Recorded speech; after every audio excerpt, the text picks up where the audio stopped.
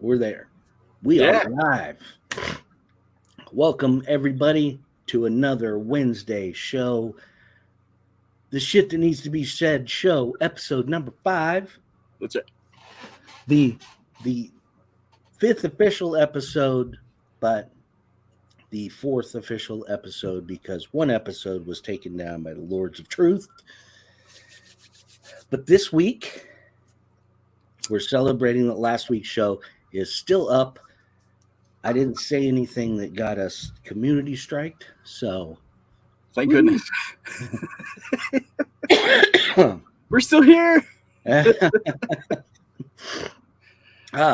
So gonna kick the show off by making the announcement that the show time is going to be moving.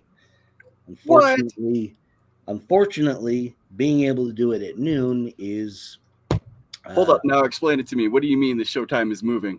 It's moving to 5:30 Eastern time. Still on Wednesdays. It's just going to be later on in the evening for me, later in the afternoon for everyone else.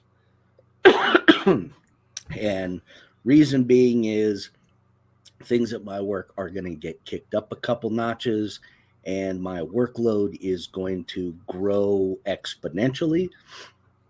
And I'm not going to be able to guarantee that I'll be able to do the show every week at noon. So I could keep it at every week at noon, but I would probably have to cut it back and either make it a half hour or a 45-minute show. And there would probably be weeks I don't think there's any way we could cut this down to 30 minutes. No. So rather than to go that route, I thought it would be better if we just moved it to a later time and start doing it at 5:30. All right. Yeah, it sucks, but it sucks for me, but I got you.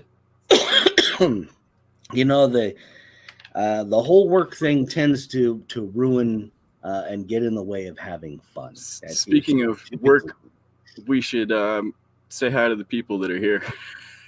Yes. By the way, we got howdy to NorCal. I saw that NorCal said, hey, hello to JMRC, but I don't actually see that he posted anything. But hey, JM, you might be out there and lurking. Mr. Coach D, howdy, sir. Thompson RC, good to see you as well. And good to see you, my friend Justin. Happy Wednesday. Oh, yeah. Hey, me. Sometimes I forget. I'm going to be coughing a little bit because I had the wonderful experience of sucking a little coffee down my windpipe a little while ago, so I'm still trying to cough the coffee out of my lungs. So NorCal was here before the show even started, so thank you, NorCal. Yes, NorCal even gave us a countdown. Like a countdown. And Thompson RC is installing gas lines on an 06 Saturn Ion. That sounds like sandpaper across my bottom. So I'm glad you're listening, because this might be the best part of your day.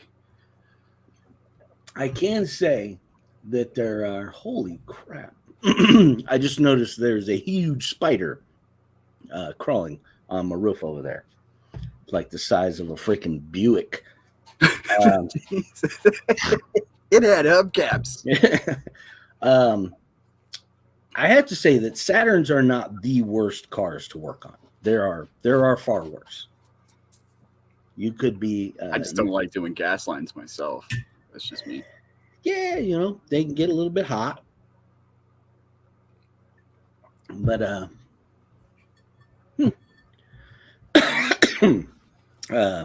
Saturns are not the worst cars to work on. Not the most fun cars to work on, but in the house fresh from USTE. Yes. Yeah, I did see propaganda posting some videos up from USTE. Hope you had fun there, buddy. That looked like it was quite an event. Seemed like UST has kind of kicked it up a notch this year. Chainsaw. Yes, Chainsaw. Buddy, how you doing? The concept of Saturn was novel, designed and built from all existing GM lines. Yeah, we're just gonna take what we got left and throw it together and call it a car. Yep. And I mean, Saturn did fairly well for a while there. Are we 5 minutes in and already sidetracked? Yeah. Yes, because the idea to get the show kicked off today was. I just love these guys being here and the comments that they make. Yes. But today's show, I know JB and myself have gotten multiple people that have messaged us about 11 Charlie. And this is the shit that needs to be said show. So we figured that it's time for us to talk about. I think someone even said, I wish you'd really say the shit that needs to be said one time. Yes. And that is. Well, truthfully, we can only say so much. Yeah. There are. There's a couple things that happen. There is there's that whole wonderful world of, libel and slander and defamation and all of that nonsense that you can get into legal trouble for, trying to damage somebody or company's reputation and blah, blah, all that crap. Then there's just the public perception of sour grapes and damn coffee. Poor Rich. Yeah, the public perception of sour grapes and all of that. And that is not what any of this is about. This is legitimately about just answering questions that people have asked. And it's not going to be the main focus of the show. It really is just going to be sort of an explanation of, why I left, why JB left, and why we felt like being a part of that just wasn't for us. Me personally, I really, probably the last 6 or 7 months that I was a part of Operation 11 Charlie, I felt pretty disconnected from the organization as a whole. I felt like I wasn't really that involved. Partly I had a lot going on personally, but also because I didn't feel like I saw Operation 11 Charlie where I thought it should be going, could be going, or would be going at that point in time. So after talking with several people, I came to the conclusion that, my time was done there.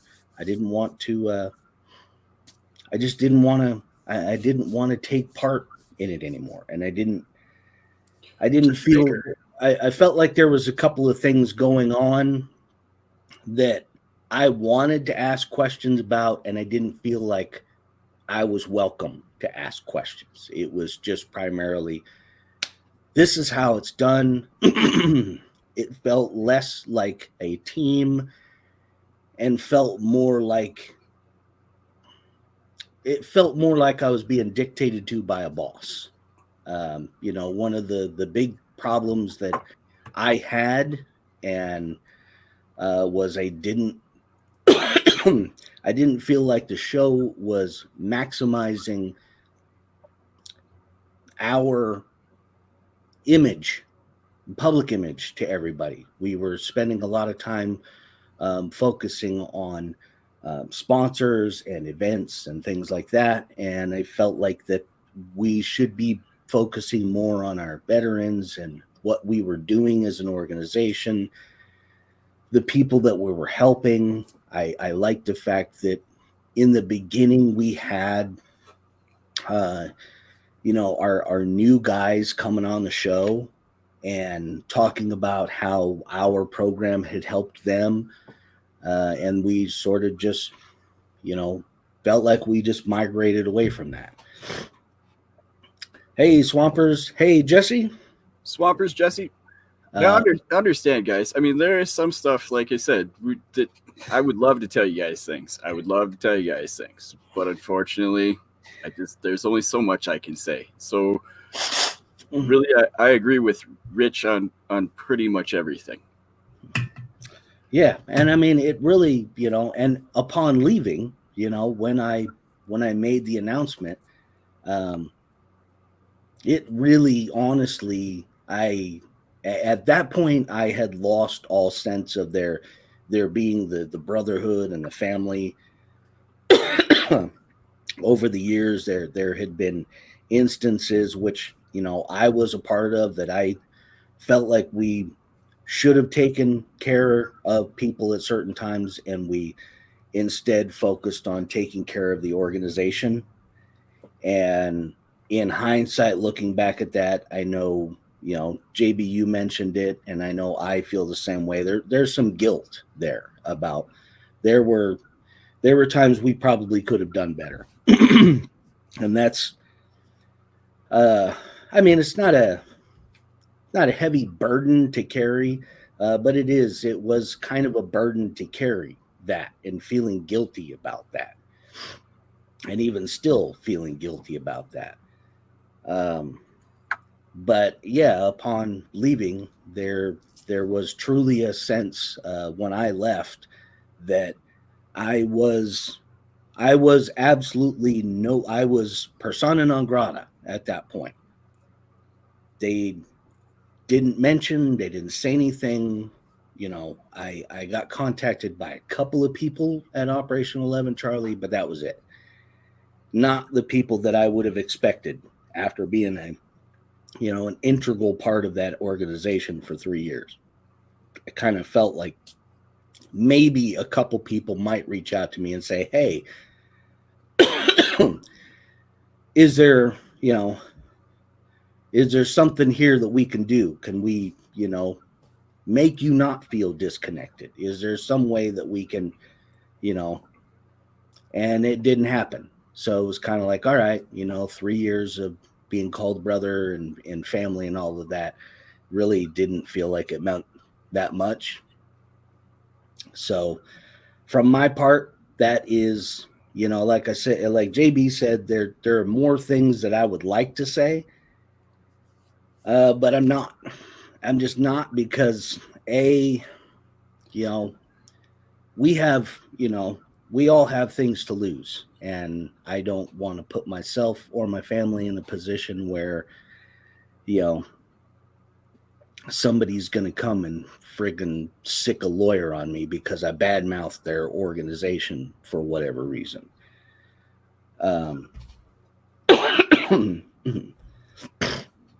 Yeah, Coach D, I mean, that is, the agenda changes, so does people. I appreciate that, Swampers. I know that, I would agree. Yeah, thank you, Swampers. I mean, my leaving was a little bit different. My leaving was not like Rich's leaving. I felt after a point in time that nobody wanted to talk to me. And I mean, I had tried to reach out and I had tried to talk to people, and it seemed like I felt that those people had the same feelings and thoughts that I did. And nobody, for a long time, nobody talked to me. And so when I left, that's when I felt like people only recognized was after I was gone. So. And it was. That's why I guess I'm a little maybe irritated when we start bringing up RC community or RC brotherhood or family. Yeah. And I know JB and I left roughly the same time. And you in some type of gang? Well, it wasn't quite like that. No, it was not a gang at all. It was Operation 11 Charlie is an organization that is supposed to help veterans who suffer from PTSD by bringing them into, the RC community, which JB and I have some choice words about the RC community because I know that the RC community also exposed itself again over the weekend. There are some good people in the RC community. There really are. I hate to be such a negative Nancy, but I mean, sometimes good things do happen. And I will put a caveat on, not making any accusations. I'm not insinuating anything about Operation 11 Charlie.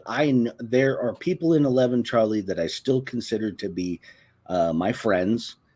The truth is, I mean, I can't make any accusations. I was never told anything. When you're kept in the dark, you don't really know anything. But and the problem with the problem with part of the world today is, and part of the point of this show is being that shit that needs to be said is we have reached a point where we can't say what we want to say. Barbecue, you just missed everything. It was all in the first 16 minutes. We're done. Bye. Yeah, Barbecue, you're gonna have to go back and watch the first 15 minutes of the show because we threw it all out there. Area 51, aliens. Wait, don't talk about elections or COVID now. Global warming. Yeah, we can't talk about things which community guidelines. The Earth is indeed flat. We never landed on the moon. There are a handful of good ones in the RC community. You're right. Yeah. You're right. There was a second This is why I'm here. I love the chat. There's a second gunman on the grassy knoll. JFK conspiracies. Okay. Barbecue. We talked about our feelings about leaving Operation 11 Charlie, and just the fact that both JB and I have very similar feelings about things, and when JB and I started talking about exiting Operation 11 Charlie before we had even left, dang it, man, we asked some of the very same questions. Hey, Robert, good to see you, man. Good morning. But yeah, JB and I asked ourselves some of the same questions, and it was like, yep, okay. You and I felt like stuff just didn't add up. Yeah. And that's basically as far as we can go. Yeah. All I can say is just like anything else. It's like anything else that we've talked about on this show is don't be afraid to look. Don't be afraid to ask questions. There's nothing out there that says we're not allowed to ask questions.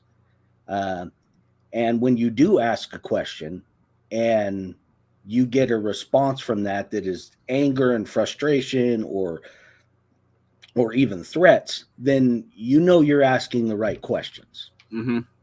I felt like when I asked questions in private, I was shunned. And I felt like when I asked questions in public, it just got ugly. It was ignored most of the time. It was treated most of the time like you didn't ask the question because we would sidetrack. I mean, quicker than I can squirrel out, we would sidetrack onto something else. Yeah, Barbecue, I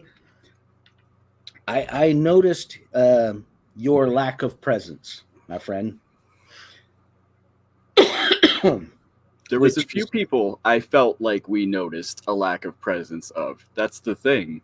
And to be fair, I can't say that I wasn't a part of that. Yeah, partly that's part of that guilt, which is we're not gonna rehash that. But what I can say is you guys are gonna make us cry. One of the first times I ever was on the Operation 11 Charlie show before I was a part of the organization was because of Barbecue. I won Barbecue's car in a raffle. And I ended up donating the car back to 11 Charlie, and they invited me to come onto the show, and I began on the show at that point. And then a few months later, I became officially a part of 11 Charlie. And 3 years later, here we are on the Shit That Needs to Be Said show. Woohoo! Yeah. You few people watching, you complete me. I mean, it is because of the people that are in the chat that are making the show interesting.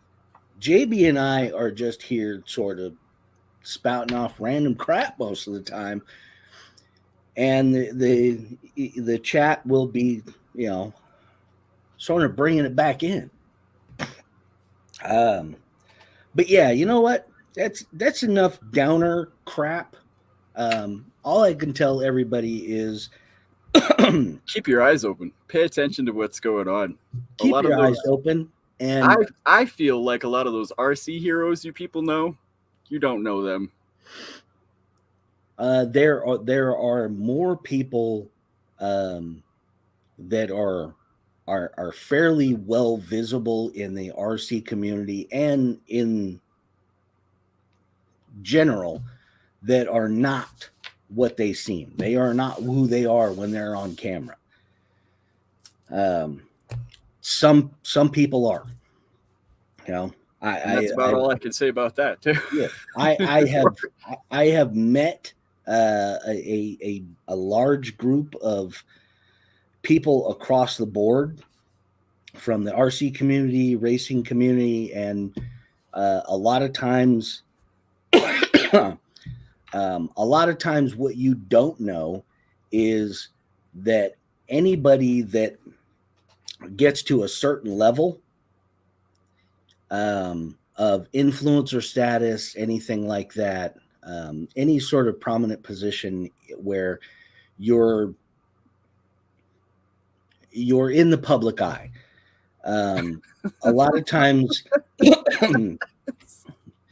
you guys,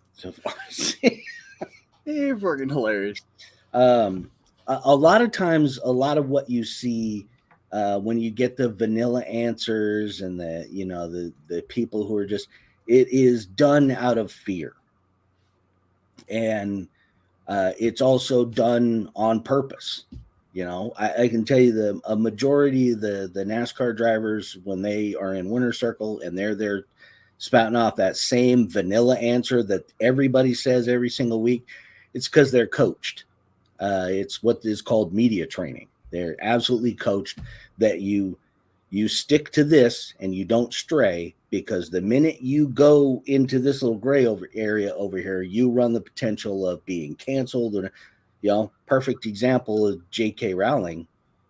Let's go, Brand. You know, she wants to stand up and say that, you know, we're kind of trampling on things that feminists and women have been fighting for right now. And all of a sudden she becomes transphobic. And everything J.K. Rowling needs to be, you know, absolutely crushed. Which, I'm sorry, I like Harry Potter. Now we're just going to start burning books. Okay. Well, and not only burning books, and now we're going back and editing Dr. Seuss. Hey, True Boy's in the house. True Boys. What is happening? RC propaganda. Explain that. I don't know what he was talking about. I would like to know what you'd like. I mean, I'd try to elaborate on just about anything I could. And then transparency and unprecedented are definitely the words of the year. Yes. There are some things that are, oh man, there's some shit that's falling apart right now. There are some stories going back for the last couple of years that are literally falling apart. Stories that were beaten into us every freaking day by everybody in the media, and it's literally just falling apart right now, because the old adage that if you repeat a lie enough times, it'll eventually become truth. It doesn't always work that way. You know, people will recognize when you are so full of shit. they will recognize it. Thank you, True. That is accredited to NorCal RC. Yeah, he was the one that actually said that that's what we should be. That's what we should call the show. It's good to see you, True. I mean, that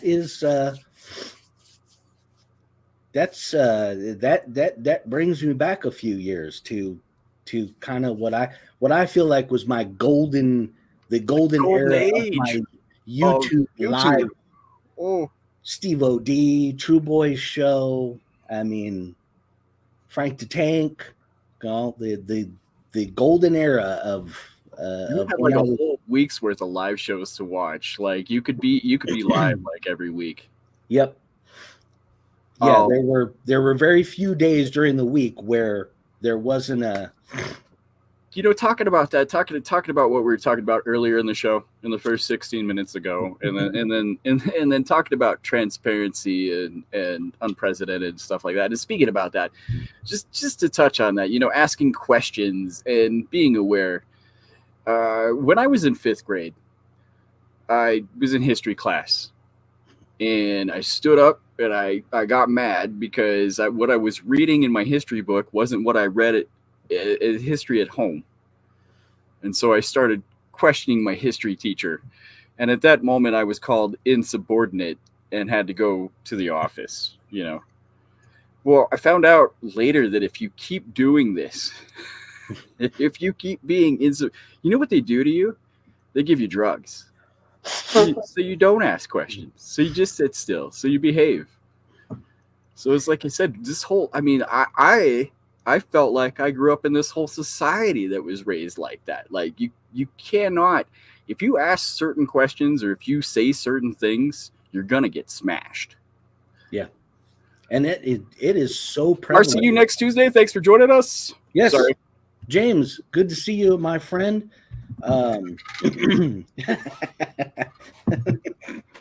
Which time? Wow, the damn it. The 6th time? NorCal is always. I had a crush on my 5th grade teacher. What can I say? NorCal is sharp. He's got an edge to him. That's why I come here, is for the comments. Yeah. If nothing else. Do you think I come here to look at Rich, you guys? Is that what you think? I am a sexy bitch. I'm not lying. You got to admit it. It's not like it's not true, but yeah. If nothing else, coming in and hanging out in this show with everybody, the chat is phenomenal. Especially when you tune into other shows and you see how sometimes the chat can get kind of dreary or it just goes silent. I don't, when I go look at the analytics for. Hold on, you got one of those RC cars? I got one of those too. Hold on, I'll grab one. When I go back and look at the analytics, I see this the chart of activity. I see Voodoo in the house. Nice, Daniel. Man, what is happening? See this is what I'm talking about.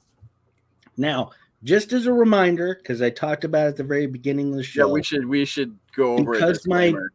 Because my freaking work is crapping on my fun and my fun time. I'm gonna move the show to be 5:30 Eastern time on Wednesdays. There's things happening at work that it's gonna make it so I might miss shows or I might get interrupted in the shows, and I thought it was better to move the show time so that we could have honest to goodness, uninterrupted shit that needs to be said time, rather than, hey, hold on, guys, I got and you guys looking at the back of my ugly fat head while I'm replying to emails and chats and crap like that. So, and this is a reminder. This is the shit that needs to be said show. And we all agree that opinion, you can give your opinion here and you can say what you need to say, but don't start an argument, guys. I mean, we're all adults here. If you're gonna start arguing, I'm just gonna throw you out. I'm not even gonna put up with it. Well, you can start an argument as long as it's a constructive argument. As long as it's legit. Now, if you start an argument saying that, Traxxas is better than Arma, Oh my God, then get out of the house. I'm gonna have to shut you down. Get out of the house. You got to have a rules and our standards here. Standards and practices. It keeps you, the viewers, Just from like viewing good stuff. YouTube has its community guidelines. JB and Rich have our community guidelines. It is somewhat raw and unfiltered. It is. Yep. We do like to run a little rough here. Yeah. Because let's be honest. Everything nowadays, every show you tune into nowadays, whether it be on television or freaking so YouTube, PC. Nobody wants to say anything because well, like I said, if you stand up, if you question, if you say something, what happens? Yeah, you get swatted. And speaking of that, it's sort of a perfect segue into the other thing that I wanted to bring up, which is the throwing money at shit. Oh yeah, here's a problem. Let's throw money at it. Yeah, that's America's big answer. Yeah, that's what we do. We just throw money at everything. You go to the grocery store.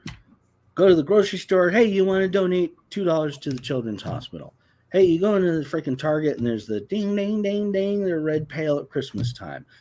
I mean, there's no shortage of people asking for money nowadays. And my big question that's starting to pop up is, I'm looking at all these problems that we have. How many veteran assistance programs are out there? Private ones, like 501c3 nonprofit organizations. There's actually a ton. There's a ton of them.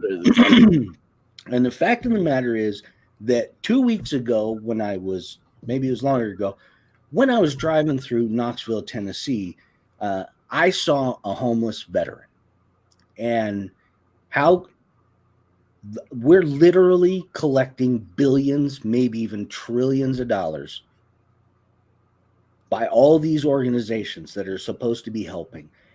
How in 2023 can there be a single homeless veteran left?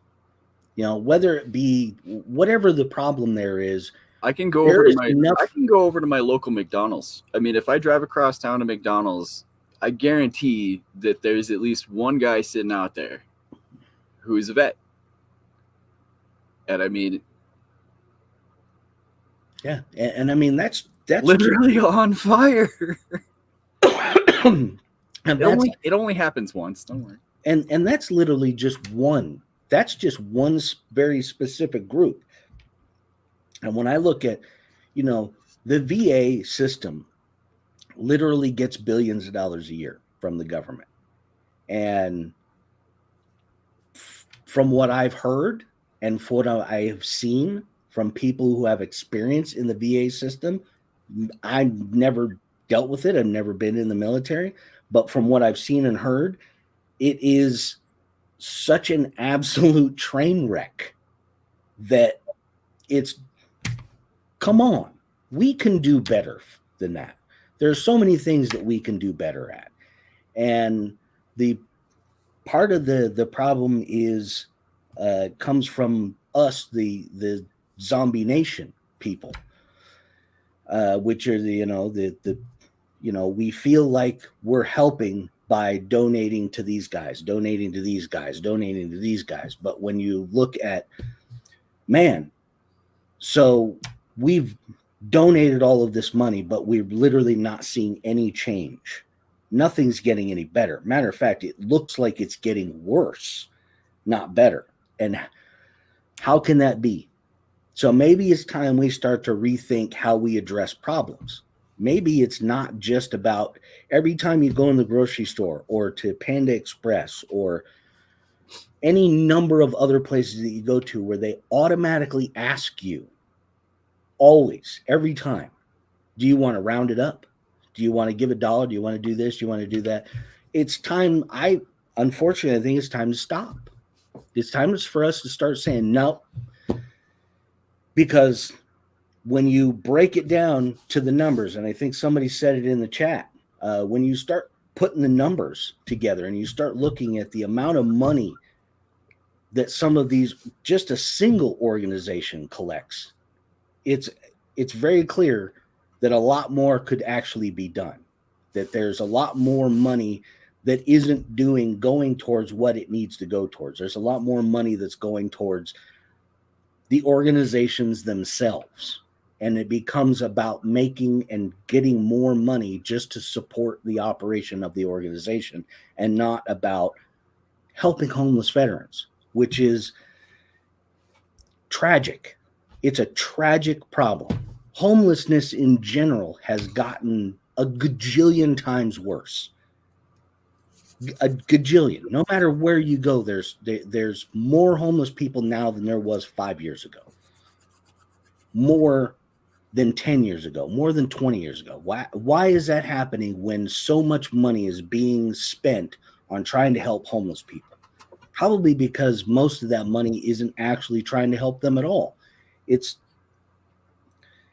paying for operation costs. It's paying for the employees. It's paying for the people who run it.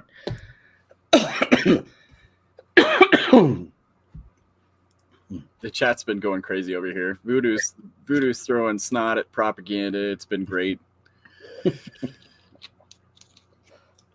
Minimum wage workers can't afford rent if there's yeah.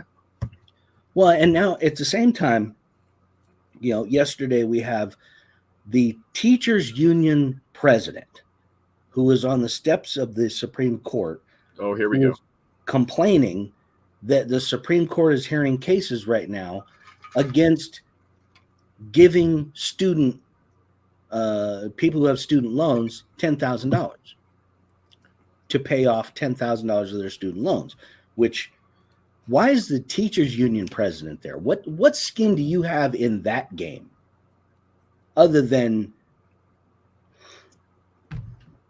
I can't put two and two together there, other than why are you so deeply involved in politics? You're the teachers union president. You should be representing teachers, not trying to defend colleges and universities overcharging students with crappy ass degrees.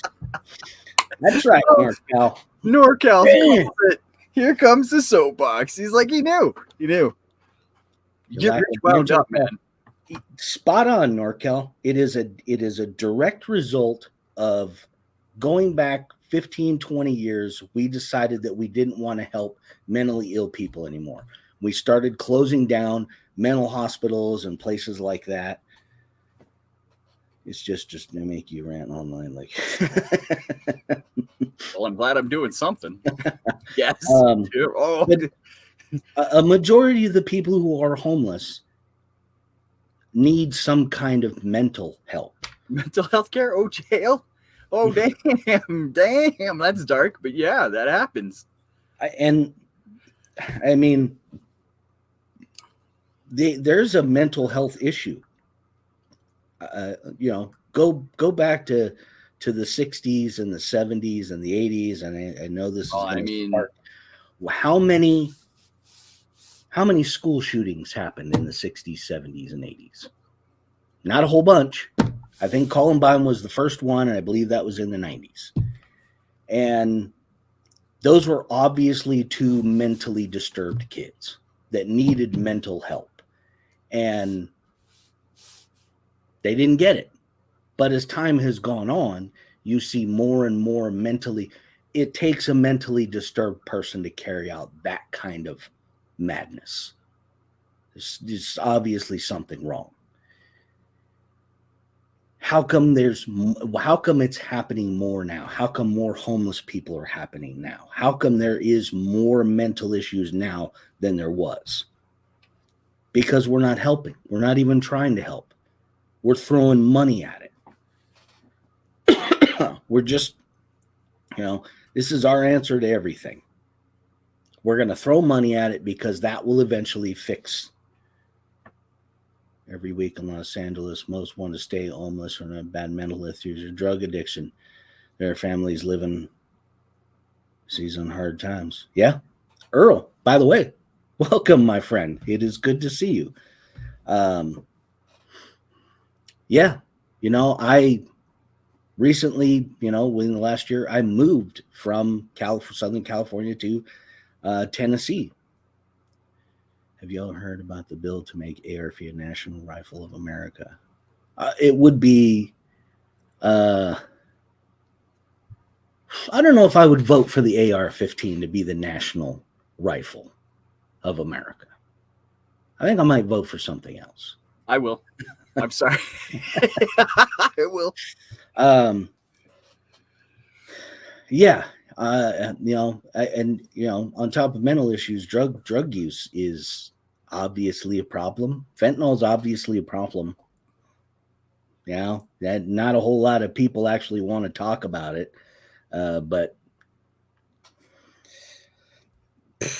it is a problem. Drugs are a problem. One of the things that we could do to, try to slow down that influx of drugs coming into this country would be, you could try to control the influx of people coming in and out and be a little bit more strict about people coming in and out.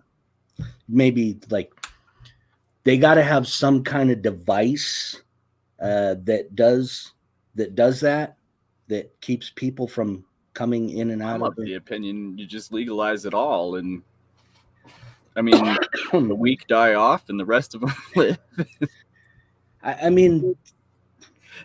They are experimenting with that. Oakland, Portland, they have legalized hallucinogenics. LSD is legal in Oakland. I believe so are mushrooms. And what you see happening in Oakland is the homeless problem is getting worse. Crime is going up. And there are not enough basically there's just not enough people to slow down to the rampant expansion of the drug trade there, meaning the police, because they were a big defund the police city there. That seems smart. I've said it for a long I've said it for a long time. Police officer is probably one of the worst freaking jobs you can have. I'm microdosing right now. You very rarely ever get to see the best of people when you're a police officer. You're always dealing with the worst people at their worst, never on their best day. Nobody ever calls a police officer or 911 to say, man, I'm totally stoked I'm having a baby today. Of course not. No, it's bullshit. My neighbor is stabbing me right now. Do you want a box of donuts? No.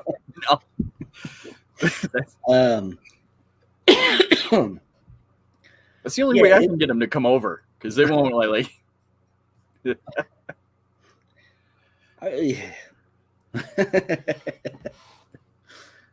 Love in the chat. Oh, by the way, got to say, howdy to I know that Mom is watching. I know, that's why I dressed nice today. Mom is watching.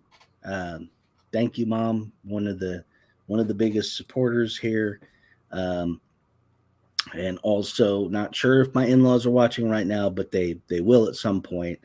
I had a hand at one point. Spokojna noche, mamula papula. What he said. Yeah, it is. Part of the reason why this show exists is just so that we can spout off about things like that. Rich can get on his soapbox and go freaking nutso about things. Absolutely, man. But so can everybody else. Anybody in the chat, you want to get on a soapbox in there, freaking rant? Let us have it. Or if you have something you want me or JB to rant about, let us have it. Throw it down in the comments later on the show. You can throw it here in the comments now, whatever you want. We're all mama's boys at heart. Hey, damn Skippy. Yep.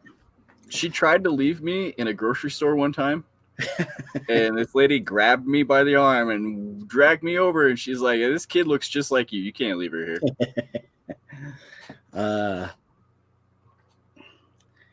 Moms and their sons. There's kind of like dads and their daughters. There's a special connection between moms and their baby boys. JM, good to see you, my friend. That's Remember, it ain't talking shots if it's true. You know what, NorCal, that isn't always necessarily the case, because we do have to remember that the Lords of Truth are always watching. Oh, dear Lord. It doesn't matter if it's true or not. If they don't like it, they will take it down. For all of you that didn't know, episode 3, if you're looking for episode 3 of the Shit That Needs to Be Said show, you can't find it. It doesn't exist anymore because we said a little too much. Because I mentioned something about a certain election and they don't like it.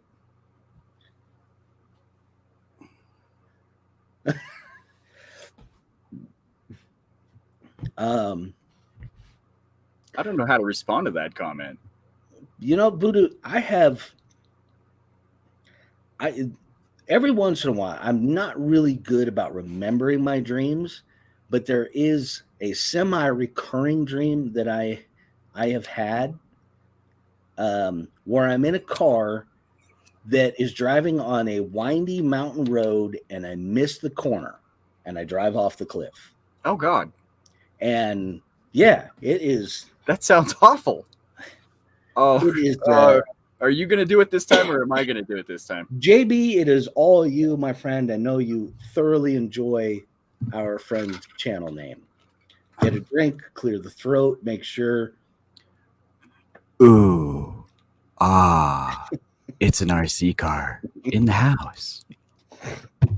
Where else do you get a live show that talks about everything, and you get a little ASMR in there to boot? I don't do that for just anybody. Take my plow off the truck. Hey, propaganda, be careful.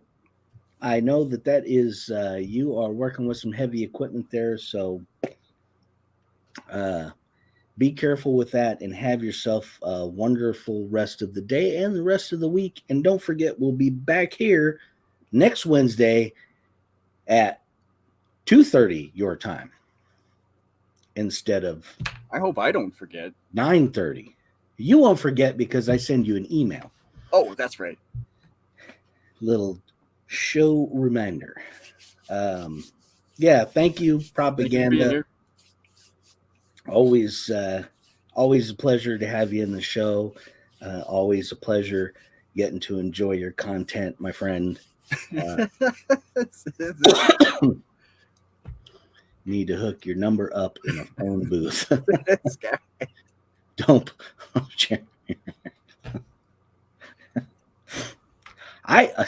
Speaking of Jeremy Renner. Oh boy.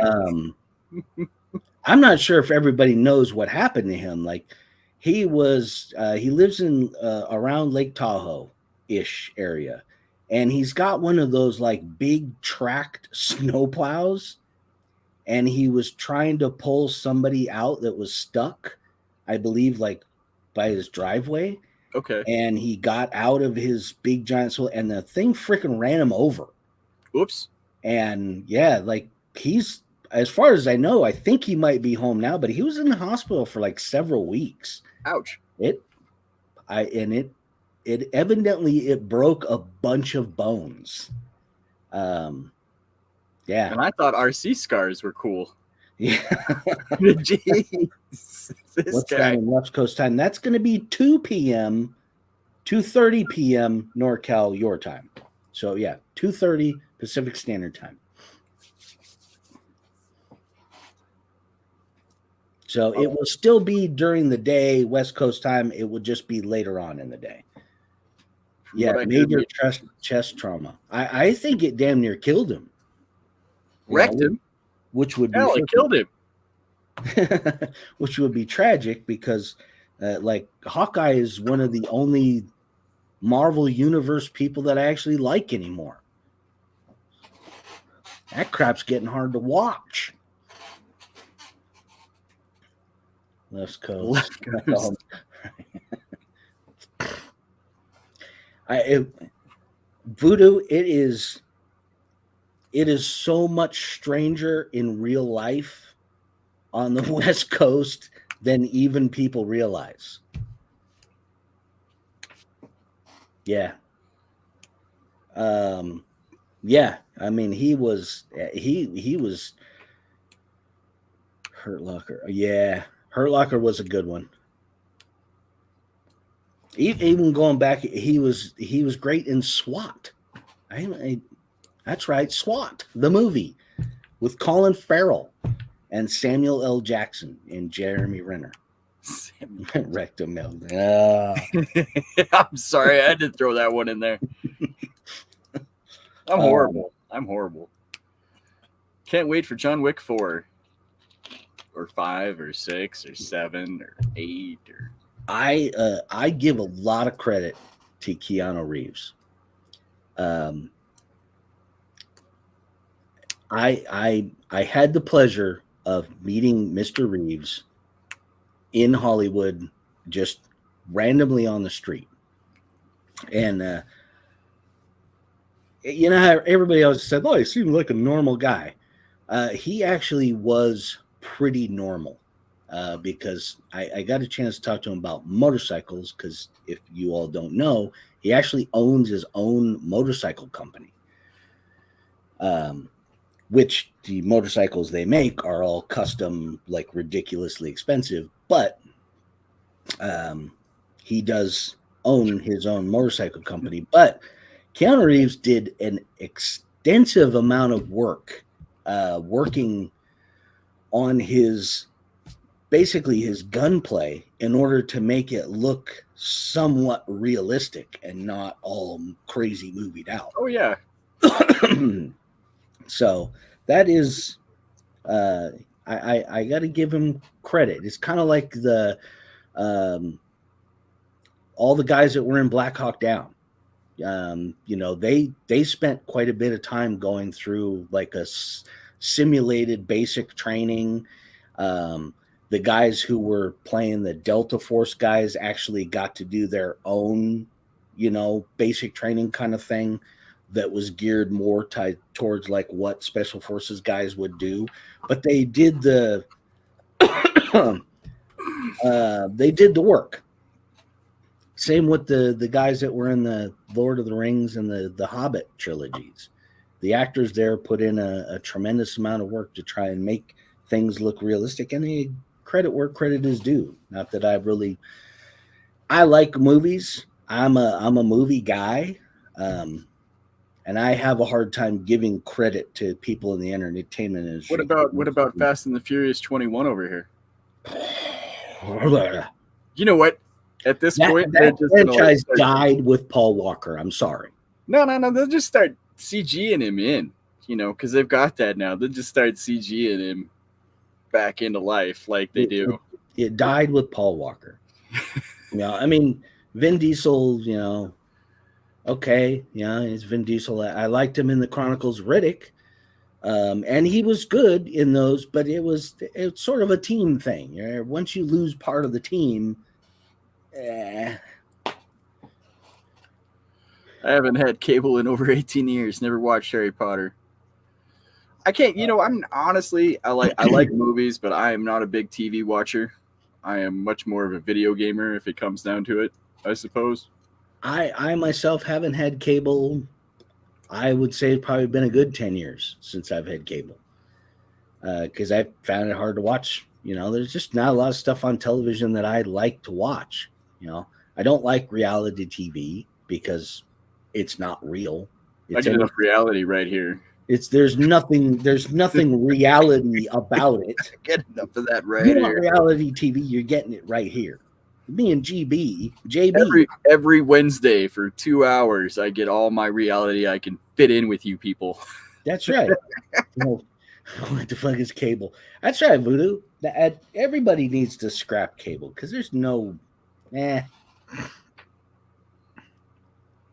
Yeah, the only barbecue. The only thing that I miss, and it's got less and less more recently, is I'm a big sports person.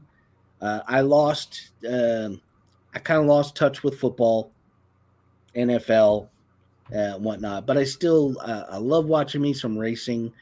I do miss being able to watch races live, but nowadays with all the streaming and everything, you pretty much can watch whatever you want. You can find a streaming service that is really geared just towards you. Cartoon have more realistic than Fast and Furious. Yes, 100%. Virtually nothing that has happened in any of the Fast and Furious movies are actually possible in real life. I love good trash talking. The last Fast and Furious I watched was the first one that The Rock was in, when they like grabbed the safe out of the building and they were like dragging it behind 2 GTOs or some shit. You know, a giant ass safe that probably weighs 60 tons, and you're dragging it around with a couple of, 600 horsepower. Yeah, probably not. The last 40 were trash. BattleBots, hell yeah. Yeah. That Gremlin went to space. Come on. See? The chat. The chat. You guys. Oh, see, I don't think the Raiders should have ever gone back to the Bay Area. I think that they should have they would have been better off staying in Los Angeles and go back to Oakland. Are you guys talking about soccer? Is that no fun league. Once they went back to Oakland the second time, the franchise took a downward turn. I got to say, the new Raiders Stadium in Las Vegas is freaking cool. It's just freaking cool. And the fact that it's called the Death Star, come on, it's awesome. Once Fast and Furious reached space. See, I didn't even know they went to space because I don't even know what Fast and Furious they're at this point. It's got to be like 8 or 9. But yeah, I mean, Fast and Furious is kind of like now we're just bashing against our heads against the wall here. I really feel. Yeah, there's like a South Park episode that's like this. I swear. Eagles won't make the playoffs next year. Who won the Super Bowl this year, by the way? Was it Kansas City? Don't look at me. Kansas City in the Super Bowl this year? See, that's how out of touch I am with football. I was pretty sure you guys were talking about soccer. I can tell you every Formula One driver that switched teams this offseason, but I can't tell you who won the Super Bowl, which that makes me feel like a little less American right now. I'm not feeling the red, white, and blue because I do RC cars and trash talking. Wait, what? Oh, the Chiefs. Okay. Giving out. I would say something about vaccinations, but the Lords of Truth community guidelines forbids me from spreading any misinformation. Be careful about misinformation. Vaccinations are bullshit. Sorry. I still got some coffee in there. Yes. If anybody on space honest. Now we're just reaching for the stars. Okay. I don't know, NorCal, a Fast and the Furious 2001 Space Odyssey, that might actually make for an interesting movie. Hello, Dave. Oh, boy. And I don't know what number they're at, but I have one of the El Camino at home. Nice. Rich is an auto sport Rain Man. I am.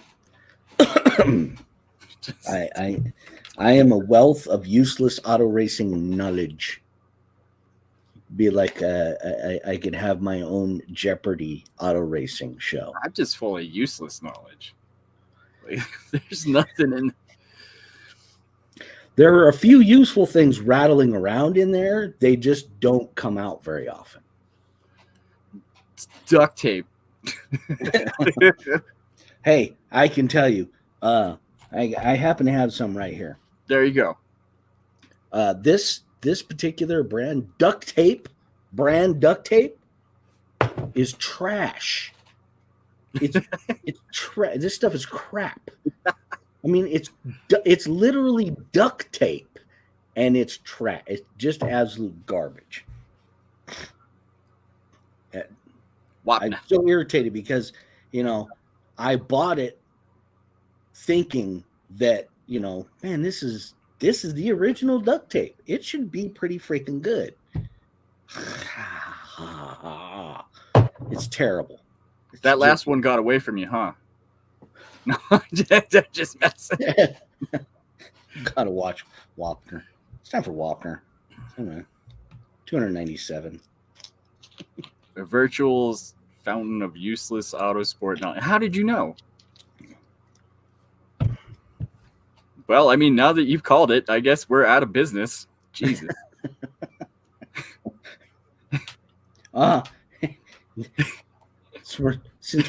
Since we're not really on any particular topic, we're not on anything right now. I don't even know where we're supposed to be. I assume that everybody watches as much YouTube as I do. No. Then you're missing out because what am I missing out on? Some spectacular commercials on YouTube. Oh, for sure. Right now, there is an ad for a new pharmaceutical for what I believe is ulcerative colitis, which to my understanding is you got a bowel problem. You got a problem with the gut. But the best part about this commercial is in a 30-second commercial clip where they talk about, this poor woman getting into her car and is like, but the majority of the commercial is explaining the side effects.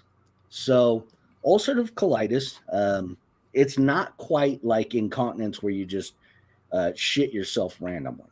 It's where you have bouts of gut issues that just hit you like a train wreck.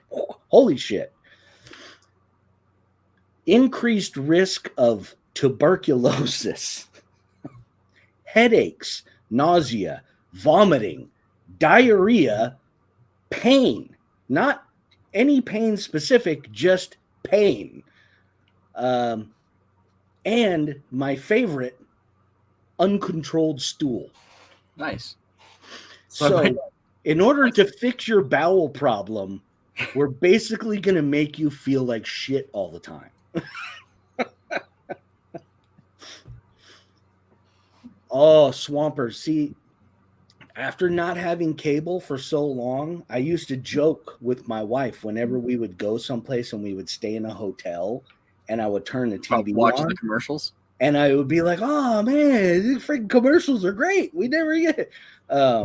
Yeah, sometimes the commercials are unbelievable. We got the hot tub room. She'd be coming in. She'd be like, what are you doing? I'd be like, I'm on the commercial channel. Yeah, side effects are worse than the actual problem. And it's more common now. Like, I remember I used to smoke. I smoked for 20 plus years. I went to my doctor to quit smoking. I said, doctor, I need to quit smoking. What can you do for me?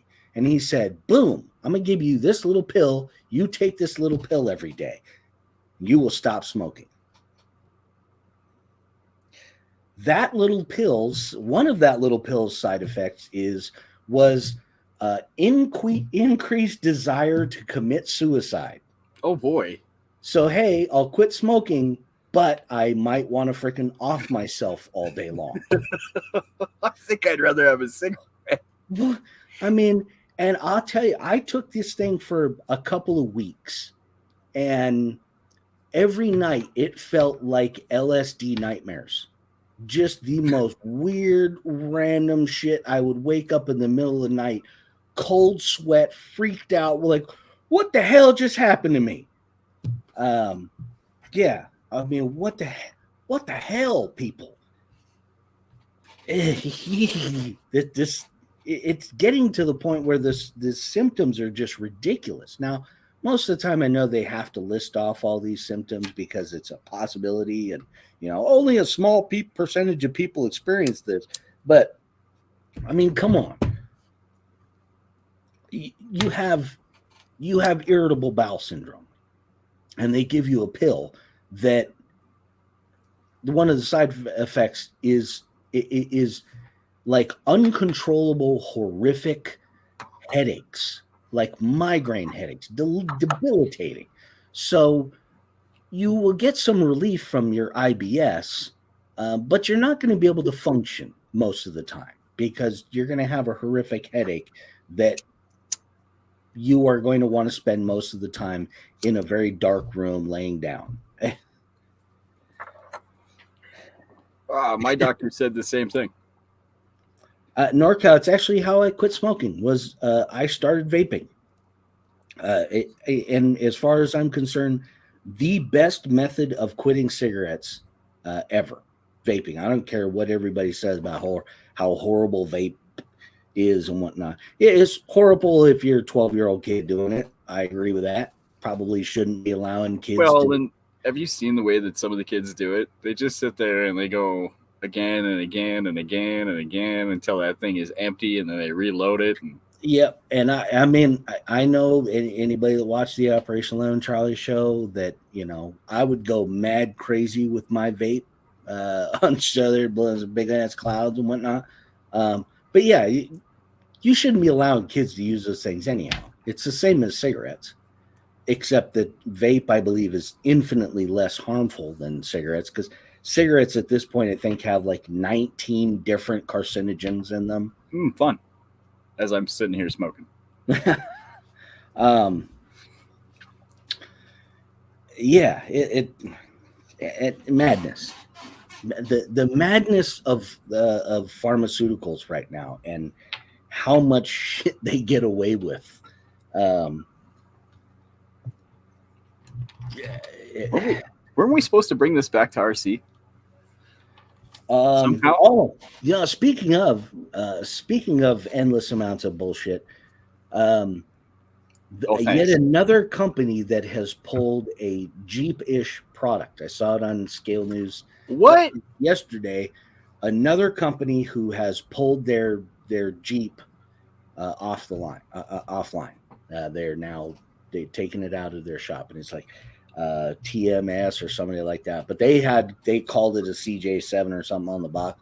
But I am noticing that evidently the Chrysler Corporation and Jeep are now getting a hell of a lot more strict about people selling Jeep-ish products that are not licensed.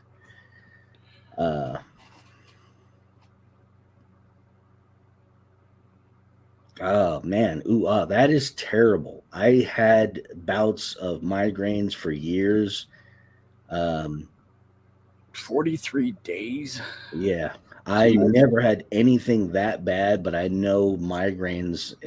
That literally would shut me down. I couldn't do anything. I would have to, I had these special little pills that the doctor prescribed to me, and I would basically have to take one and go lay down and sleep until whenever I woke up. And most times I would take like a 12-hour, full 12 hours of sleep.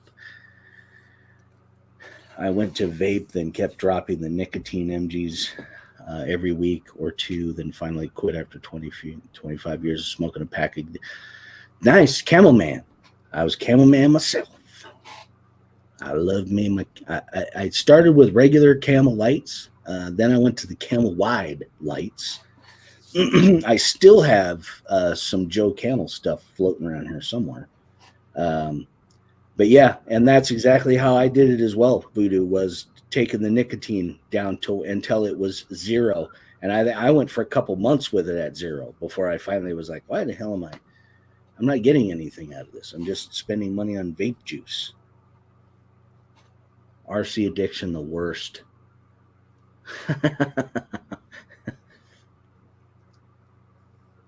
Yes, Swampers. I believe that's what's going on. Is Axial? I think Axial is the lone company right now.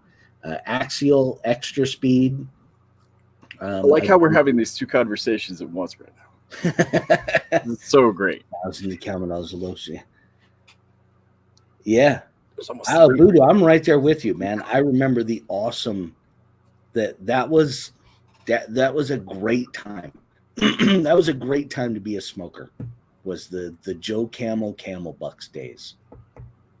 They had so much cool stuff. Whoa, I didn't see Gap sneak in here. What? Oh, crap. Hey, Gap, how you doing, buddy? Good to see you. Smooth. Got True, got Coach D, we got Gap in here. It's like like I said, it's like my golden era of YouTube. I am sick of Jeeps, so I would agree with barbecue. I see another Jeep. I'm just gonna throw up. Could you please make something new? Could we please do something else? I don't know. There's only so many 4-wheel drives out there in the world, anyways. It's not like. And I have to wonder, and I've wondered this for a while because I'm a modern truck guy. I like the way new trucks look. I like the way old trucks look. Why do we keep getting, very specific years? Somebody's like the 1979 Chevy C10. Why? Why that particular truck? It's like licensing issues. I mean, you know why. I mean, but if you're going to go to all the trouble of, getting licensing from a Chevy or Ford or a Jeep or any of those guys, can you do like a 2016 Ford F-150? Or a, 2016 Chevy Silverado? The F-150 High Trail, huh? Is that the one? Is that the tow one? Is that the one that looks like a tow truck or whatever, a flatbed tow? No, that is the it's like the super lifted version. Oh, okay. An older F-150. I want to say it was like an 80s-ish F-150, maybe. It's a relatively new release. They just all right. Shows how much I pay attention. That is the best Chevy truck. Hey, wow, way to be opinionated. I like it. I like it. Thank you, Daniel, for coming out with us, my friend. Remember, next week we'll be here at 5:30. Good to see you. Yeah, please do come back and hang out with us. I'm sure there's way more shit we can talk about. Yeah, NorCal, the cost of pickup trucks is gone. There's really no polite way to say it, but it's gone full retail. They've gone full retail. I'm sure that will mean something. But $80,000 for a pickup truck. For $80,000, you can buy a very, very nice Mercedes, very, very nice BMW. Of course, it's not going to have a bed. You can't haul crap around in it. But do you really want to haul anything around in your $80,000 pickup truck? I don't want to. I'm not going to want to put a bunch of bricks in the back of my truck and get it all scratched up. Right. On my $80,000 truck, I got to go spend another $2,400 on it to have it Linexed. Yeah. Yeah, but RC bodies, it's getting. I don't know. I'm getting to the. I asked for something original, but I don't know what I'd want anyways. I mean, well, like the fascination with the freaking Power Wagon. Like everybody who comps uses the Proline, the Dodge Proline. That's because you can cut the fenders off the thing, and it still looks like a vehicle. And I get that, but that is Um, like personally, I think the Cliffhanger looks better than the Power Wagon. Now, I'm not a hater of classic cars or classic trucks. I like classic cars perfectly fine. But I would also like the RC industry to expand to, you know, how many people have a pickup truck that is, not from 1978, maybe a little more modern, like a 2015 or hell, 2023, where you might want to build a little version of your daily driver. That would be awesome. But you can't because there's only 3 Ford bodies that are in existence right now. There's the Sen Ford, which is ridiculous. Then Proline's got the F250 front and back cab thing, whatnot. And I can't think of another one. But yeah, Chevy, you're going to get a Chevy Colorado, which doesn't look like a regular modern Chevy truck. It looks like the Colorado. Well, if you got the ZR2 Colorado too, like yeah, and but yeah, it just I would like to see some more modern stuff come out and not just have very specific years of very specific trucks, because I mean, really, how many people wanted that C10, that specific C10?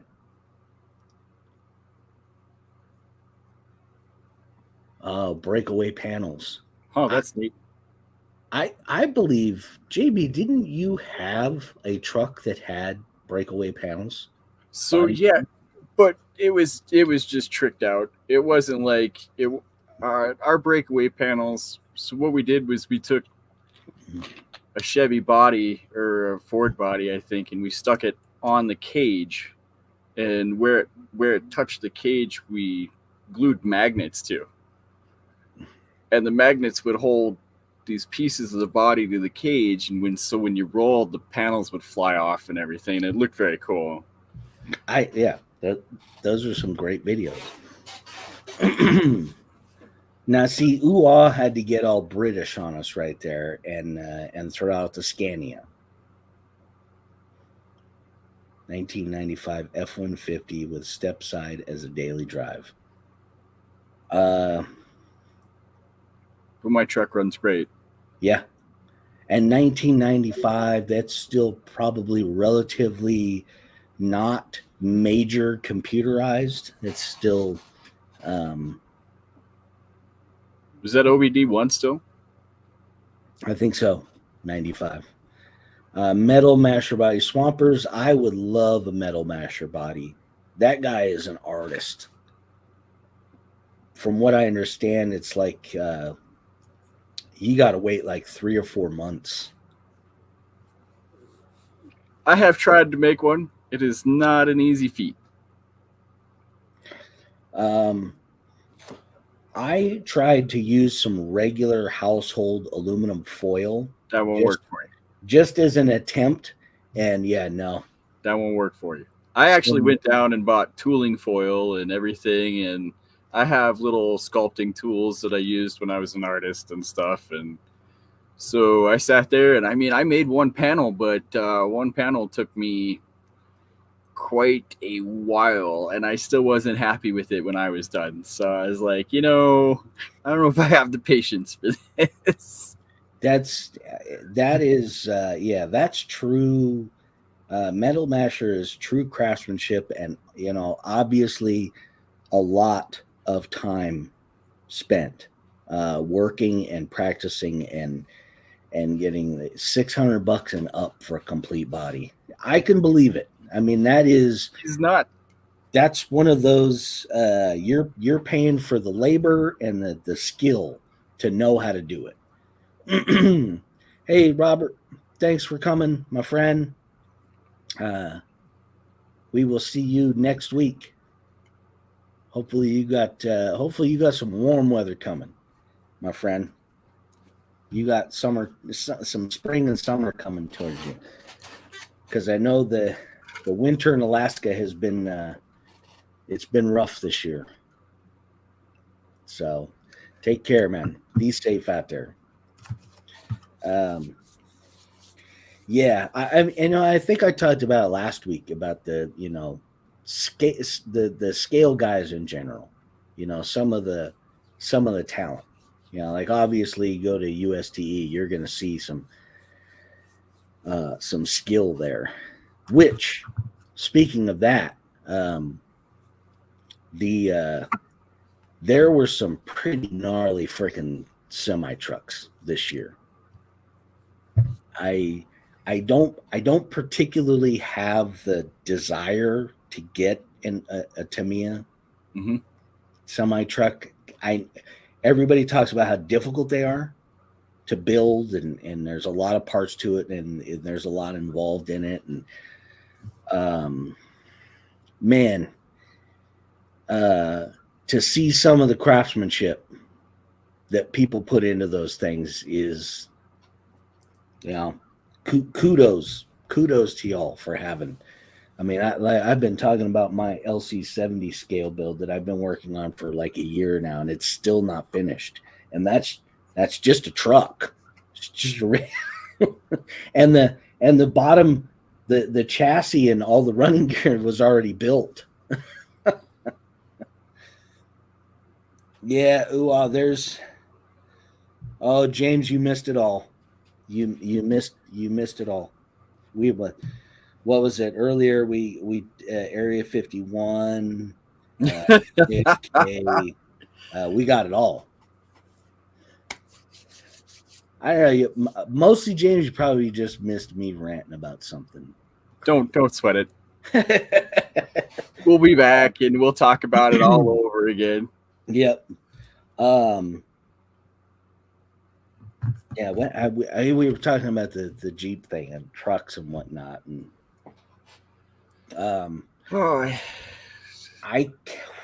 Swampers got me there on the hand strength. I feel that one.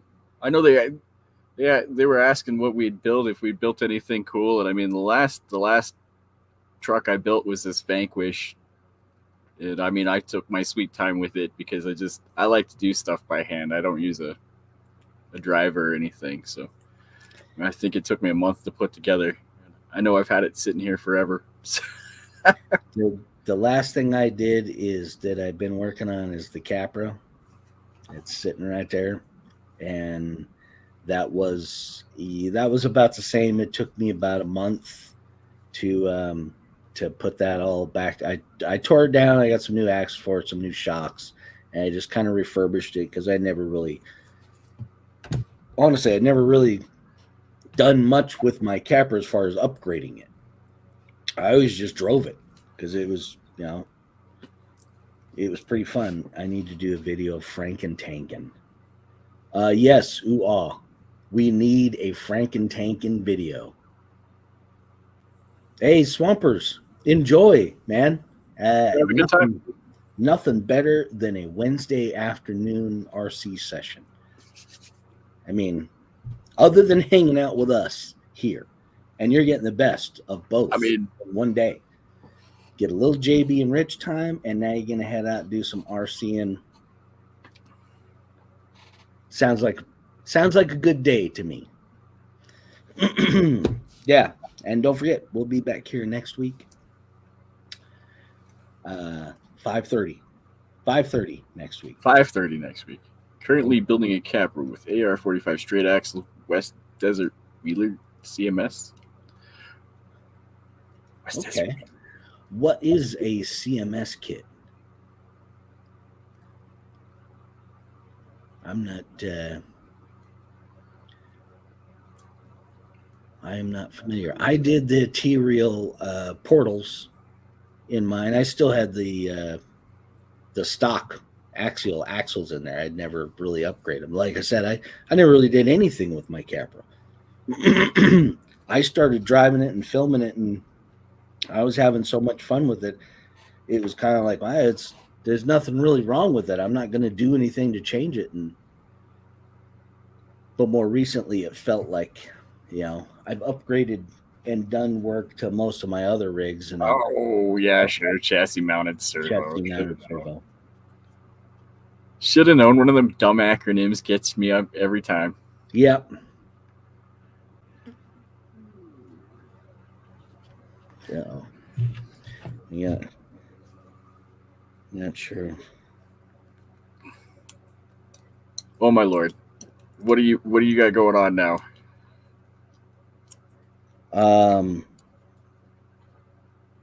Front now has a 3-link with pan hard. That is Huh. That's interesting. Yeah, I mean I personally I like the versatility of the Capra. I know somebody that took a Capra and put a the RC 4-wheel drive Toyota body. I don't remember what the actual what they call it. But he actually put that body on his Capra cage and looked freaking sweet. I liked it. I always thought the Capra was very, very versatile. Very versatile car. Front ends. And I didn't think about, honestly, I didn't think about anything. When I was rebuilding the Capra, I pretty much was just like, nah, I'm just gonna more or less just beefing it up. And I really, really wanted to try some of the Proline Pro-Spec shocks, which I am mildly impressed with. Mildly impressed. I would say they're not. The Hilux. Well, thank you, NorCal. Yay! I went full murdered out on the Capra this time. It is just black. It's going to be a little bit more difficult to get all the details in on the camera, but it just felt right. Yes, Bobecue, the Trail Finder, that's the one. That's right, black on black. I don't care if you can't see it. I can see it. That's all that matters. Yeah, and then I made I made 2 videos. It was actually the same video, just 2 different ways, because the first one I actually made, it was supposed to be a short, and I made the mistake of getting the aspect ratio wrong and uploaded it and put it out there, and people had already watched it by the time I realized, like, oh crap, it's just a sliver down the middle of the screen. So then I went back and fixed it, edited and reprocessed it into a short, and then I put the short up as well. Yeah, but filming them sucks. Yeah, that's why I was giving Rich some snot there, is because we both love film, and when you're filming black, it's very difficult to catch depth and dimension on black. It can fade into itself. That's my bomber is all black, and that's always been an issue with the bomber when I'm filming it, is it'll disappear in a shadow. If you're not in a really well lit area and you've got an all black car, it's gonna, yeah. But speaking of filming, I did talk about this a while back. My new favorite camera, DJI. DJI.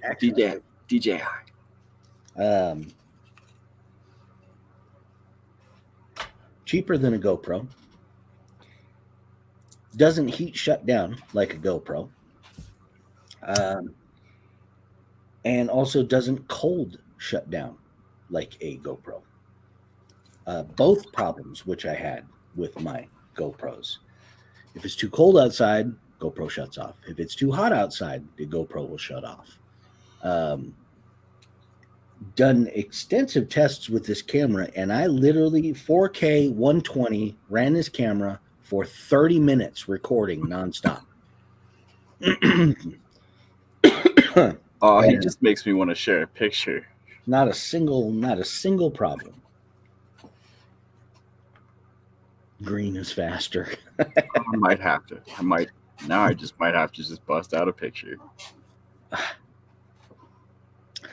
I had traditionally, let's see, I got blue and white, blue and white, red, black, red and white, red, white and blue, silver and black. Traditionally, I've done mostly red, white, blue. The main GoPro, the ultimate action camera for 76-degree weather. I like white, shows well in mud. Yeah, that's a good one.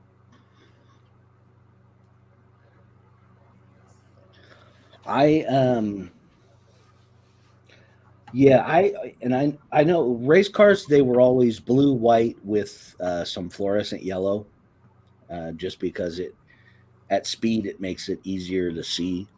But that also is a trick that a lot of other racers use, so it sort of defeats the purpose of having that fluorescent yellow when everybody's got fluorescent in their car now. I can't say I probably blue and white, and blue and white's my. I like the Phoenix paint job. I like the way it turned out. I like the way the LC70, the matte red metallic, turned out nice, but I will never paint another truck like that ever again, because that was a pain.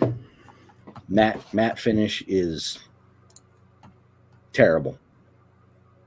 Unless you do a Lexan where you paint the inside and then you use the Tamiya matte on the outside of the Lexan to give you the matte finish. But matte finishing a hard body sucks.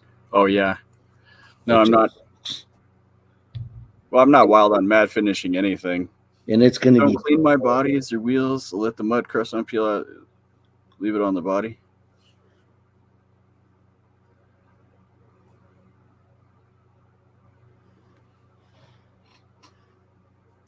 I clean my cars religiously. Like as soon as I get back, I got to clean them, especially tires.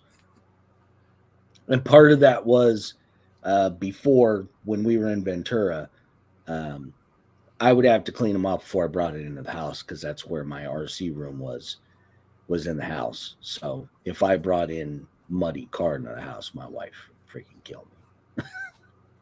Here now, and it's just habit now. But here I can come straight from through the garage door into here without going through the house.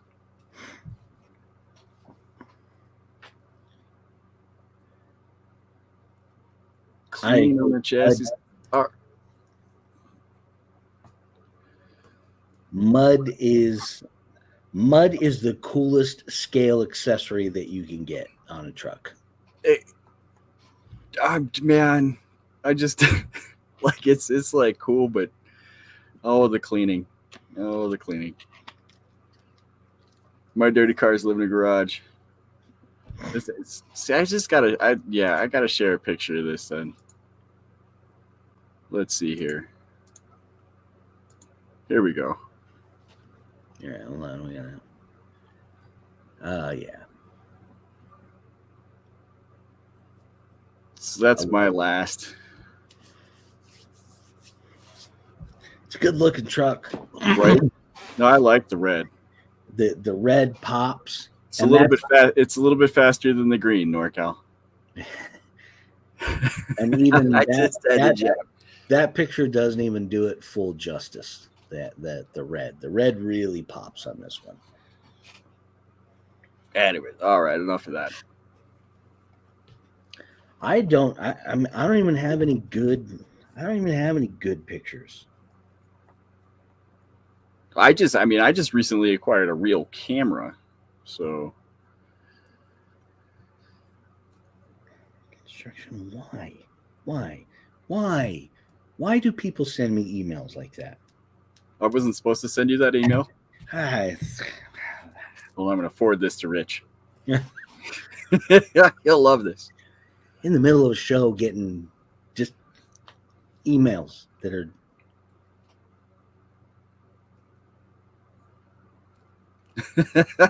He's so happy.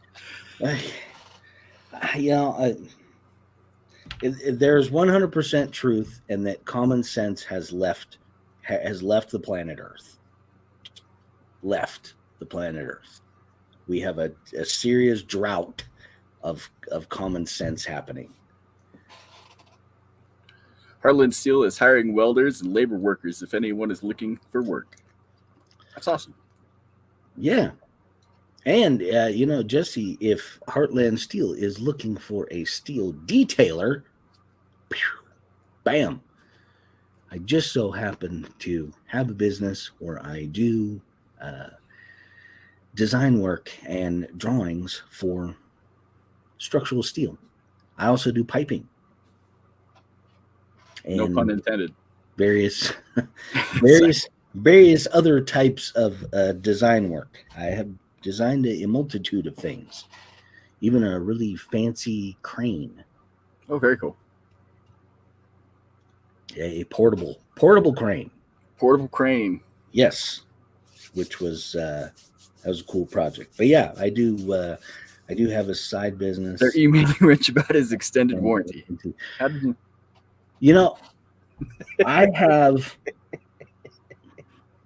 I do not understand how things like that can keep going for so long, that I even commented I am on AT&T wireless, and the last time, I think it was last year, I was on the phone with them about something, and I was asking them specifically, like, is there any way, like, you guys can stop this from happening? You have this infinite knowledge of technology. You have us connected to all of our phones and all of this, and yet I can still get 3 phone calls a day about somebody trying to sell me an extended warranty on a car that I don't even own. Well, they're very sophisticated.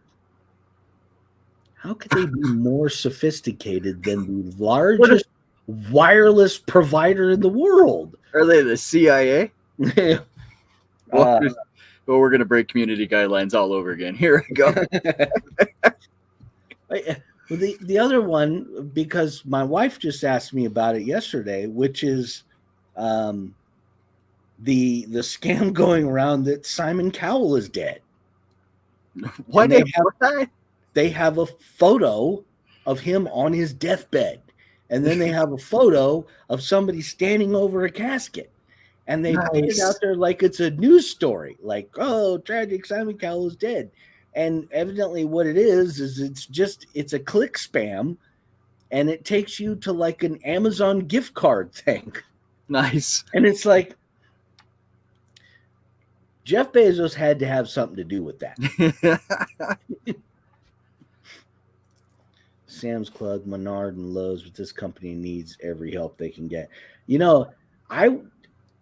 That is actually a good thing to touch on, Jesse, which is the trades.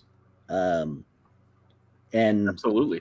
The fact that we got the Supreme Court trying to stop the federal government from just handing out $10,000 to everybody that went to college and got a diversity and equities studies degree, because they can't find a freaking job to pay their student loans off. Yeah. And you got so few people that are going into the trades now, because everybody's been convinced for the last 20 years that, you go to college, you get an education, you're going to get a job, and they've been preaching this, go to school, get an MBA, you'll be the CEO of a Fortune 500 company, you'll be making $20 million a year. And then kids go to college, they get an MBA, they go out to find a job, and everybody's like, squat. Right. You got an MBA, but you're just fresh out of school. You need to go get some experience, dummy. And then maybe we'll hire you as a CEO. we're not just going to, pay you $2 million a year because you're fresh out of college. Yet, and that, steering kids away from going into the trades, electricians, plumbers, framers, welders, and there are. Sorry, I'm a starving artist. There are so many people out there that are so successful in the trades, living damn good life. I worked with a kid at a company that, he's probably got to be close to 30 now. His dad was a phenomenal welder and just phenomenal fabricator in general.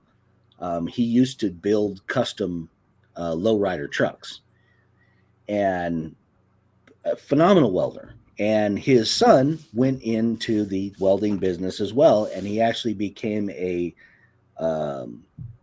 I don't know what they call him anymore, but he was a freelance pipe fitter. So he just kind of floated around all over the United States doing pipe fitting welding at fracking sites and in oil field and whatnot. And I mean, this kid at 25 was probably making 250 grand a year. Nice. And he had a sweet ass mobile rig, paid for it all himself. And I think now he's gone back to the same company that he and I actually worked together at. But yeah, it's so sad to see the sort of the millennial generation that is been pushed away from, oh yeah, God, you don't want a job where your hands are going to get dirty. You want a desk job. You want a desk job that's going to pay you $2 million. And it's like, that's the same as wanting to become an NFL player or an NBA player or NHL or a Formula One driver or something like that. You have such a small chance of hitting that because there's 100,000 other people out there that have the same exact goal, and you're all competing for 40 places. Only 40 people are going to make it there.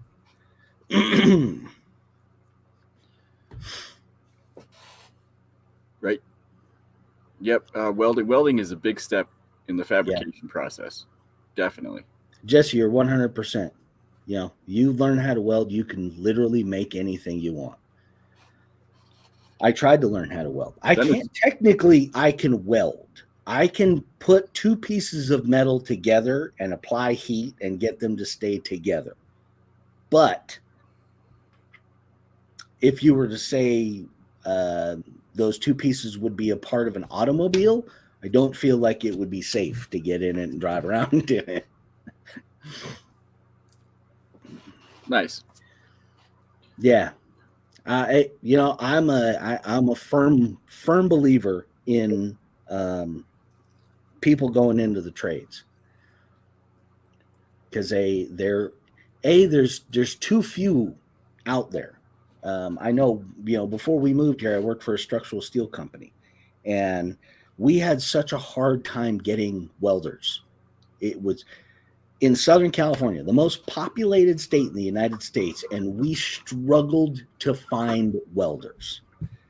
And it just sad, because there was just simply a lack of people interested in doing it. And then we would get, the other half of it is we would get, kids that had gone to community college and gone through the welding certification program, and they would show up at our shop and they'd be like, yeah, I want $60 an hour. Well, you're not quite there yet. You'll get there, but you're not quite there yet. We're going to start you out at 20 because that's what you're worth at this point, but you'll work your way up to it. Yep. Yeah. And there is no sadder statement than that, Jesse, that it is a dying breed. Yeah. Businesses began telling educators to teach how or what, and that coming from a teacher. Wow. Messages from mom.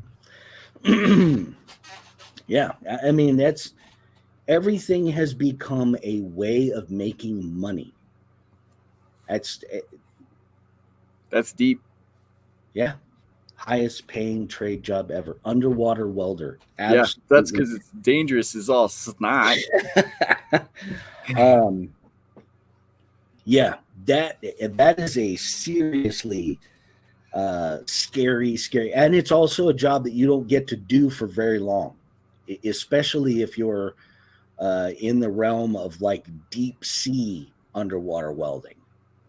Those guys that are like breathing helium in their tanks and whatnot instead of oxygen because they're going so deep.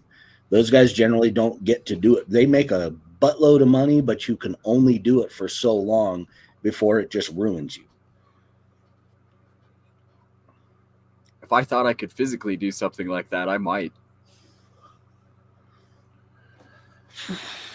I'm kind of a edgy, like, I dodge RC cars for Christ's sake. Kind of an edgy guy. There are certain, and it's weird. I got pictures here on the wall of me doing stupid crap. There's me being stupid on a quad. There's me up there being stupid on a motorcycle.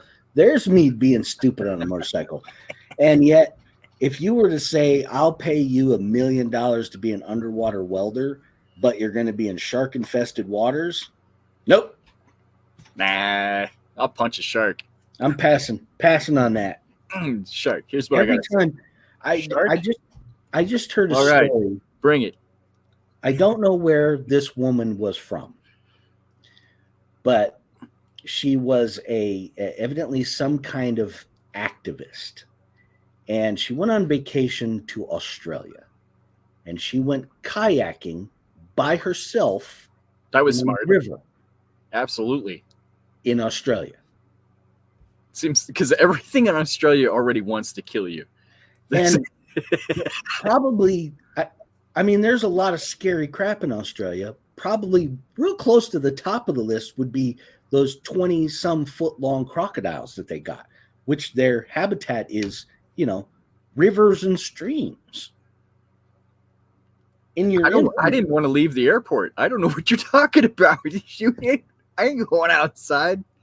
They got snakes that are nasty. They got spiders in it. They got them box jellyfish. They got like 13 different species of shark that like to eat people, and crocodiles that are literally the size of a crew cab F-350 and eat like horses whole. And in infinite wisdom, this person decides to get in a kayak and go kayaking down the river and ends up losing both of her legs to a crocodile. 50-gallon, you can make tons of stuff with that. Ocean, I don't mess with. Shark and gator attacks on the rise. And I say it to my wife all the time, it's because people don't respect freaking nature anymore. My wife and I did a ton of hiking in California, and its popularity has gone nutty cuckoo. And a lot of the places where we went were fairly well traveled, but I've always told her that we had to be vigilant.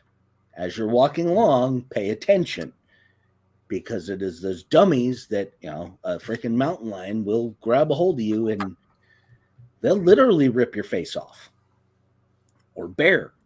And I think I had a girlfriend like that once. If you don't, the minute you don't respect something, it will try to kill you. And it can go for pretty much everything. Driving in a car. If you don't respect driving in a car, you'll drive off a cliff. You don't respect walking through the woods, a bear he's gonna take a bite out of you. You don't respect the relationship with your wife. Yeah.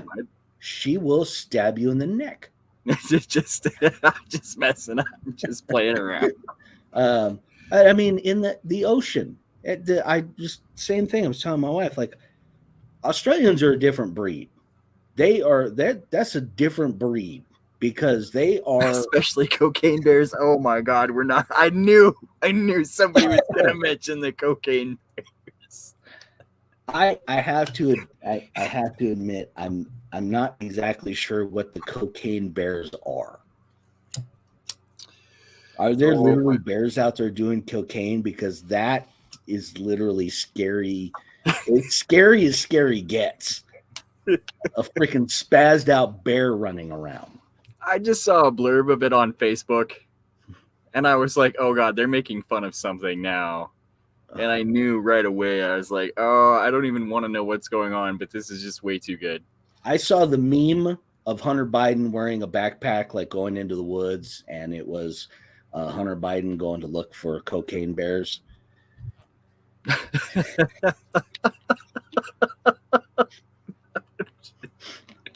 Actually, if I have to be descriptive, this one was of the Berenstein Bears. Oh, and the little bear was doing lines while the rest of the family was watching. Yeah, bears. Yeah, barbecue bears are bears are no joke. Cocaine bears would be a badass. I think. No, I'm staying the hell away from that. Yeah, Florida, America's Australia. Yeah. I growing up, my grandparents, and I don't know, I guess it would be my grandfather's sister. They all lived in Florida, and every year or twice a year we would go visit my grandparents, and we would go over to my grandfather's sister's house, whom lived next to a lake. And the lake had alligators in it. And they always told us as kids, you never, ever go close to the water, ever. That was just off limits. You know, like if we were playing outside, playing with a ball or anything, the ball went down there, the ball is lost. You don't go down there because there's alligators, and the alligators will come out of the water, and you will disappear. Sounds like if you got that one friend you don't like, you're like, hey, Jimmy, come over here. Got something I want to show you. And I'm just, hey, man, I hit my golf ball over there. Could you go fetch that for me? Smugglers threw duffel bags off an airplane into the woods, and one got a hold of it. Yeah. See, I knew there was something like that. I mean, I knew it was something like that. That is really scary. I mean, a bear on cocaine that's a million times worse than just a bear. Because I would, typically and the bear runs away. Cocaine bear is going to be like, oh, game on. You want to bet? I feel like Superman right now. Yeah. I gotta eat that. Oh, look at it. It's raising its hands. I definitely got to eat it now. Stogie. Oh, boy. Here we go. See, got about 8 minutes. No matter what, no matter how far we go off the rails on this show, we always have fun with it. Oh yeah, absolutely. That's the point of the show, is fun. I mean, who else in the RC community is talking about bears on cocaine right now? You're getting it all right here. None of them other. Can I say no? I can't say that. I was gonna say that.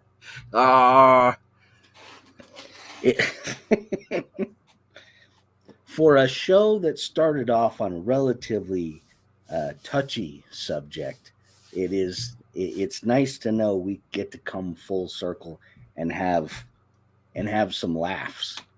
Passed around the Coke bears up in a museum. Oh, so they actually caught the bear that was all coked out. I'd like to meet the guy that caught Cocaine Bear. Probably just shot it just straight out. I mean, yeah. People who go out hunting bears. The Coke Bear. Is it? That's what it's really. Is it really called the Coke Bear? Because that's awful. I'm just like, Just another example of how human beings are just destroying everything. It's our job. Our job is to thoroughly mess things up. Well, we pretty much did that this show. Jeez. Oh my Lord. I can't see. That's why the show's moving to 5:30, because it can't be a half hour or an hour, or it can't get interrupted in there. The show has to be this long, because that's what makes it fun.